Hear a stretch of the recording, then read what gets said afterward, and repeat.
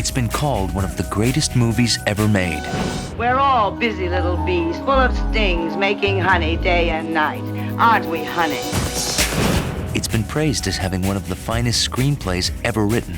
Why do they always look like unhappy rabbits? Because that's what they are. I gotta make him happy. But the heated performances and scorching screenplay You can always put that award where your heart ought to be. were nothing compared to the passionate fireworks that exploded behind the scenes. What's attractive on stage need not necessarily be attractive off. All right. High art, low blows, and the demons of desire. Fasten your seatbelts. It's going to be a bumpy night. On Backstory, all about Eve. As it happens, there are particular aspects of my life to which I would like to maintain sole and exclusive rights and privileges. For instance, what? For instance, you. Joseph Mankiewicz's All About Eve was that rare animal in Hollywood. It was a true work of art in which every element blended perfectly. It had a brilliant script filled with biting humor, What'll you have? A milkshake? a stellar cast that showcased some of Hollywood's finest actors at the very peaks of their careers. And it had a director who brought out the very best work from everyone involved. You take charge. I believe I will.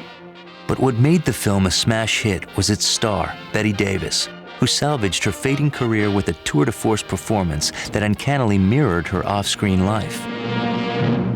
It was the greatest break at that point in my career that ever happened. There's no question about it. As I told Mankiewicz, he resurrected me from the dead. Glory, hallelujah. In 1949, Joseph Mankiewicz was Hollywood's golden boy. The multi-talented filmmaker had just won Oscars for both writing and directing A Letter to Three Wives, a film that further revealed his fascination with exploring the female psyche.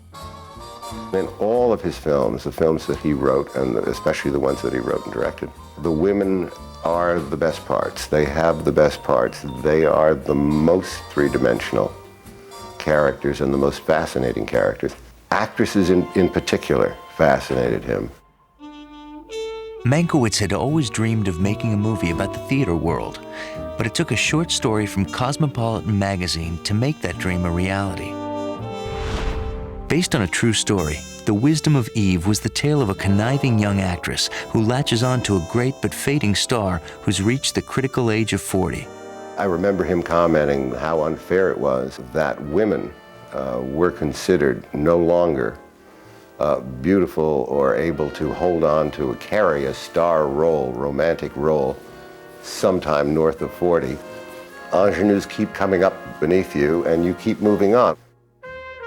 Mankiewicz developed the story into a treatment for a film entitled Best Performance. 20th Century Fox studio chief Darryl F. Zanuck liked the idea so much that he agreed to make it one of his personal productions.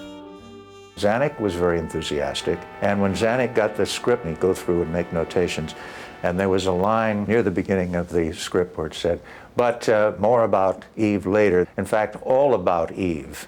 And Zanuck circled that, and that may have been the first time that the thoughts were given to using that as the title. But almost immediately, Mankiewicz and his brilliant but volatile producer began arguing over casting. For the duplicitous Eve, Zanuck wanted to hire Jean Crane, but Mankiewicz insisted on another Fox contract player, 26-year-old Oscar winner Anne Baxter. Anne Baxter, good to see you. How are you? I haven't seen you since the Academy Awards. Congratulations on winning that Oscar. Thanks, Ed, very much. Mankiewicz believed strongly that, in contrast to Jean Crane, Anne Baxter had what it took to play the part, something he called bitch virtuosity. I know Eve better than anyone. She wanted success. She had her own ideas on how to get it. She lied, she cheated, she forgot moral scruples, and when necessary, she even walked in and out of her friends' hearts without knocking. To play the critical role of Karen Richards, the woman who unwittingly aids Eve in her ruthless climb to stardom, Mankiewicz chose another Oscar winner, Celeste Holm. But Holm had recently left Fox following a bitter contract dispute with Darryl Zanuck. Mankiewicz said, I'd like you to play Karen. In fact, I don't want to make the movie unless you do.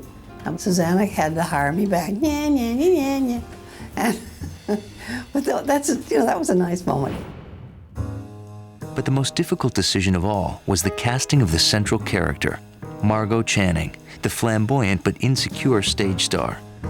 Producer and director considered many of Hollywood's top actresses before they finally agreed. 46-year-old Claudette Colbert would play the coveted role. But then, just 2 weeks before filming began, all of Zanuck and Mankiewicz's careful planning was derailed by a plot twist worthy of a backstage melodrama. Claudette Colbert ruptured her disc when she was making a scene in Three Came Home, and she was put in traction for a long time. So the panic set in. Desperate for a replacement, Zanuck and Mankiewicz finally turned to the only other available actress who had the kind of experience and star quality that the part demanded: Bette Davis. Zanuck is impatient. He wants me. He needs me. Zanuck, what are you two lovers? The outspoken and fiery actress had been the reigning queen of Warner Brothers Studios and the winner of 2 Best Actress Oscars. She had given indelible performances in such landmark films as Jezebel, The Little Foxes, and now Voyager. But by 1950, Davis's career was starting to resemble a black hole. She had made a series of box office flops and found herself no longer in demand. After an infamous battle with Jack Warner, Davis parted ways with the studio that had been her home for 18 years. So people thought, well, that's the end of Bette Davis, and she indeed was no spring chicken. She thought she was through. Did you know that? 41 years old. Marvelous. But for the creators of All About Eve, Bette Davis seemed to offer the best and only hope of saving their troubled production. There was only one problem. Zanuck and Davis couldn't stand each other. In fact, the two hadn't been on speaking terms ever since Davis walked out from her post as president of the Motion Picture Academy in 1941. Zanuck had said, "You'll never work in this town again." But that was the last time that they'd had any kind of a meeting, apparently. Swallowing his pride, Zanuck phoned the star at home. Bette picked up the phone and a voice on the other end said, "Bette, this is Darryl." She said, "Darryl who?" "Darryl Zanuck, of course." And she said, all right, whoever you are, come off it." But Davis soon realized that the man on the phone was not a prankster. Darryl Zanuck was offering her what sounded like the role of a lifetime. After reading Joe Mankiewicz's script, she was sure of it. She was absolutely thrilled. Bette Davis was very shrewd, and when she saw something that was good, she respected that. But in this case, as soon as she read that script, she knew that we're talking about quality here. And of course, it was a perfect casting. The aging actress had agreed to play an aging actress. In fact, it was hard to miss the frequent parallels in the script between the career of Bette Davis and that of her fictional counterpart, Margot Channing. But once the camera started to roll, fiction and fact would converge in ways that no one would have thought possible. With just days to go before shooting began on All About Eve, Bette Davis's co-stars began to speculate about what it would be like to work with the notoriously temperamental actress.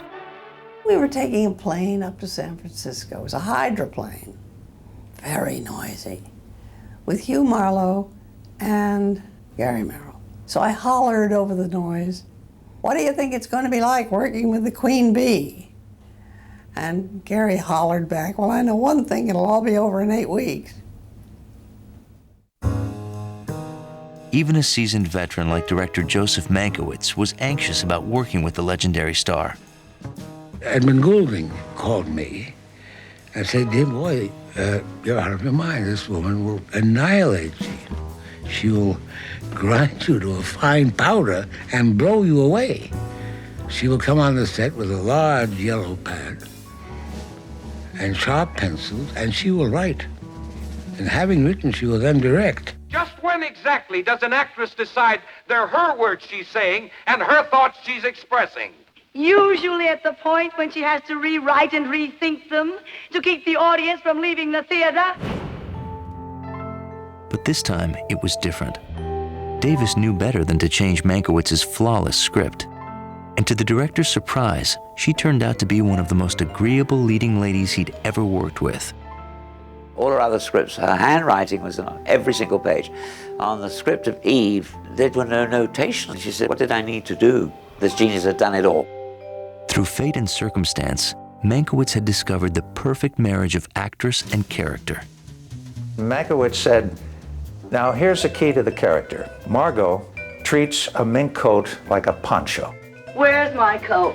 Right where you left it. Oh. And Betty Davis said that this made all the sense in the world. She could do whatever she wanted. She was the star. When shooting began in San Francisco on April 11th, 1950, the director was astounded as he watched Betty Davis become Margot Channing before the cameras. Or was it just Betty Davis being Betty Davis? Sometimes it was hard to tell the difference. People waiting around night after night just to see you, even in the wind and the rain. Autograph fiends, they're not people.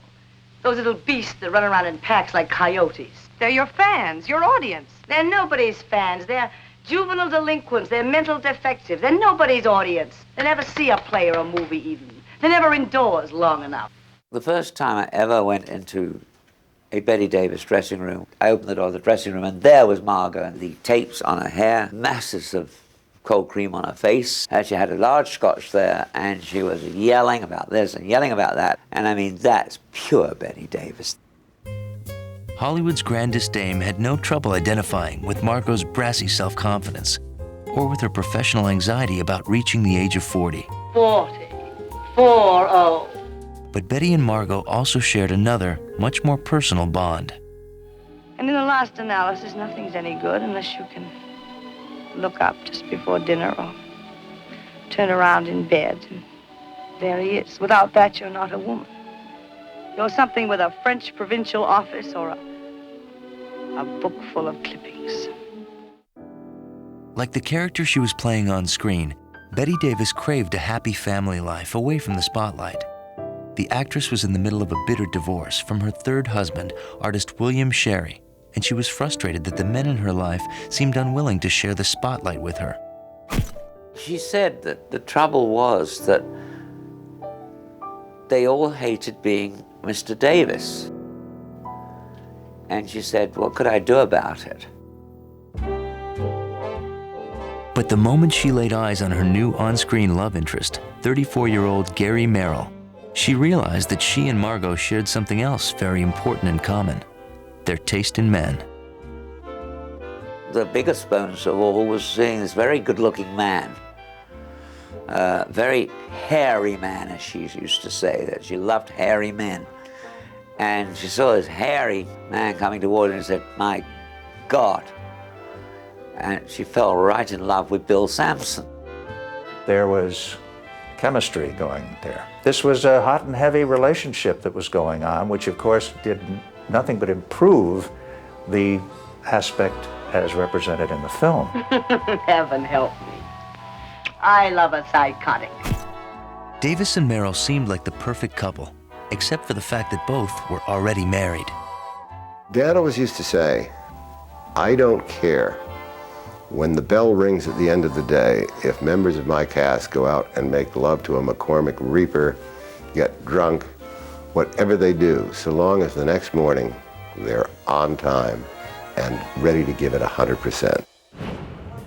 The production team moved back to the Fox sound stages in Los Angeles, where they shot the infamous party scene, in which all of the characters and their secret agendas collide in one cocktail-drenched confrontation.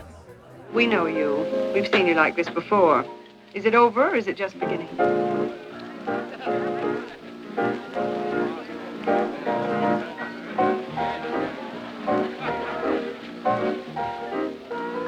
Fasten your seatbelts. It's going to be a bumpy night.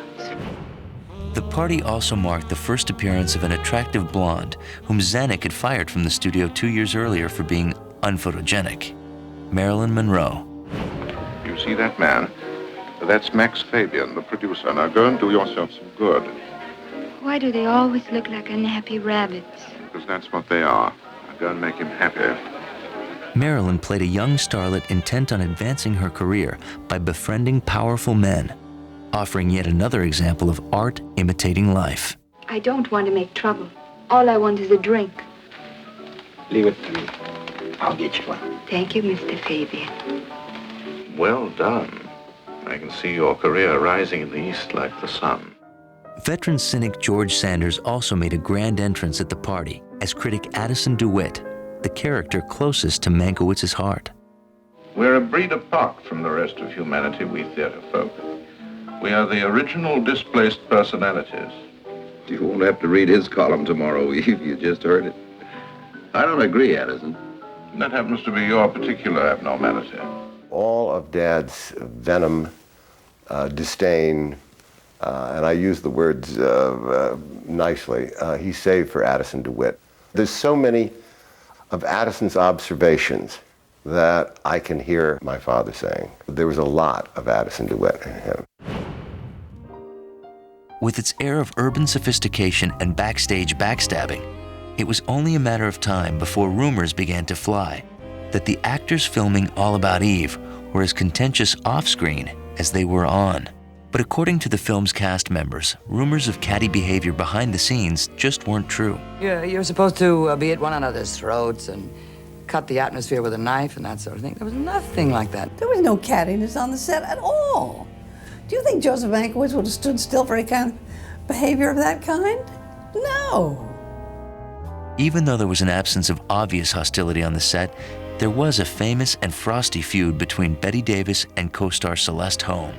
And I walk onto the set, and there's Betty, and I say, good morning. And she said, oh shit, good manners. And I felt as if I'd been hit in the face with a wet flounder. And I never spoke to her again. She called me a bitch. Okay. Oh, relax, kid. It's just me and my big mouth. It's just that you get me so mad sometimes. But Holm got the last laugh while filming the scene in which her character realizes that Eve's master plan has backfired. I don't want to play Cora. What? Now, wait a minute. You're always so touchy about his plays. It isn't the part. It's a great part and a fine play. But not for me anymore. Not for a four-square, upright, downright, forthright married lady.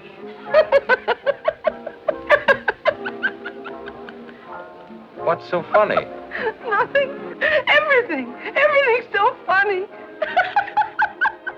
Davis was startled by Holmes' ability to laugh on command. She said, I can't do that. And I said, oh, I'm sure you could if you tried. And she said, no, I can't. And at that point, Mankiewicz said, would you like to do it again? And I said, sure. So off I went.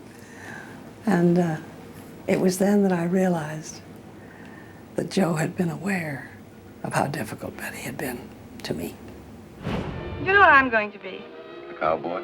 A married lady. With a paper to prove it. No more make-believe, off stage or on. By the end of filming, Bette Davis had made the same decision as Margot Channing. She would marry her younger leading man. But unlike Margot, she was not ready to give up show business. Not when she had just turned in the kind of performance that would make Hollywood sit up and take notice. All About Eve was about to put a gifted actress back in the spotlight. But could she handle the glare? Bette Davis was about to find out. Eve has insatiable ambition and talent. An improbable person with a contempt for humanity, an inability to love or be loved. But how can such a woman fool so many? How does any Eve do it?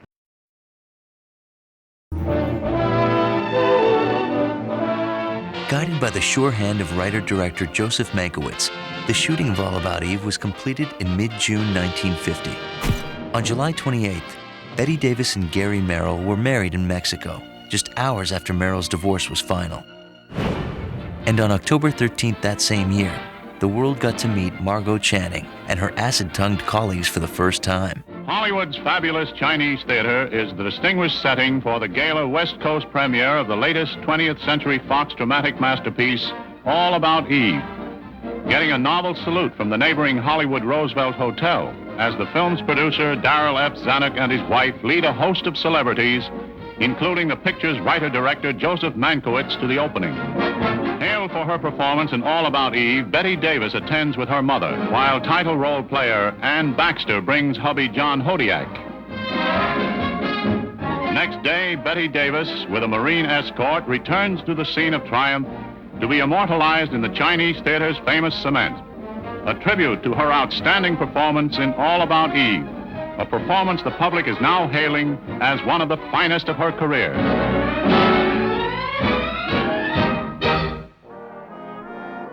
All About Eve was an immediate hit, and soon the film and its cast and crew began reaping award after award. But a fierce battle was raging at 20th Century Fox over Oscar nominations. Anne Baxter wanted the studio to nominate her as Best Actress instead of Best Supporting Actress, a move that would put her in direct competition with Bette Davis. It was yet another in a series of examples of how scenes from the film would resonate in the stars' real lives. In February 1951, for the first time in history, two leading ladies from the same film were on the ballot together. All About Eve was nominated for a record-breaking 14 Oscars, including Best Picture, Best Director, and Best Screenplay. It was a staggering number of nominations. It still holds the record, tied with Titanic, for the most number of nominations in motion picture history. And when one looks at a huge, sprawling film like Titanic, and then thinks that in All About Eve, probably the biggest piece of action is Bette Davis walking down a staircase, it's even more remarkable. The triumphant Bette Davis knew she had delivered the performance of her career and felt certain that she had earned her third Oscar. As the winner was announced, she, along with Anne Baxter and Sunset Boulevard's Gloria Swanson, leaned forward, only to hear that the year's Best Actress Academy Award would go to Judy Holliday for her performance in Born Yesterday. Davis was devastated. Well, Fox are to blame. They should have persuaded Baxter to go into Best Supporting Actress, and that Bette and Gloria were sort of neck and neck, so it splits and it goes to the underdog. Life seemed determined to imitate art one last time, as the actress who played Betty's archenemy inadvertently ruined her chances of winning an Oscar. Anne Baxter admitted she should have accepted the Best Supporting Actress nomination. Davis, in her typical style, said, yes, she should have. I'm happy to announce that the winner is All About Eve. But regardless of the disappointments, All About Eve swept up 6 Oscars, including Best Picture and Best Score. Mankiewicz won another 2 Oscars for both directing and writing, and George Sanders picked up the award for the year's Best Supporting Actor. Despite her Oscar disappointment, Bette Davis had made a spectacular comeback and would forever be identified with the great Margot Channing.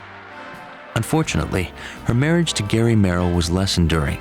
The couple divorced after 10 years.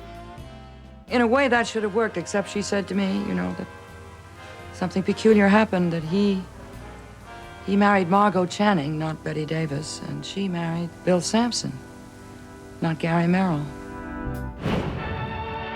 But whatever regrets Bette Davis may have had about her backstage romance, no one could deny that All About Eve re-established her as one of Hollywood's greatest stars and established Margot Channing as one of the most memorable characters in the history of cinema. Slow curtain, the end.